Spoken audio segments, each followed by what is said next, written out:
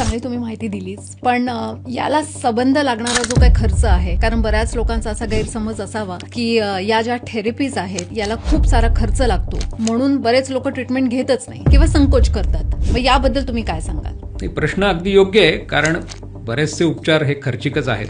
पण खर्चासाठी एखाद्याचे उपचार थांबवले जातात असं काही होत नाही. बऱ्याच मार्गाने त्या उपचाराचे खर्च आपल्याला भागवता येतात. सरकारी योजना असतील, तुमचे खाजगी विमा असेल, शासनाच्या वेगवेगळ्या योजना असतील, केंद्र शासनाची योजना आहे किंवा निवृत्त सैनिकांसाठीची योजना आहे, विमा योजना आहे, अशा बऱ्याच योजना आहेत. त्यामुळे उपचार कुठल्या ना कुठल्या तरी मार्गाने करता येतात. दुसरी महत्वाची गोष्ट म्हणजे आपल्या देशात आता बऱ्याचशा ह्या औषधांचं निर्माण आपल्या देशात व्हायला लागलं आणि ती पेशंटला अगदी चांगली लागू पडते. त्याचा खर्च पुष्कळच कमी होतो. म्हणजे अमेरिकेत त्याच औषधाला $1000 मोजायला लागतात, तिथं आपल्या इथं काही ₹100 ती औषधं मिळतात.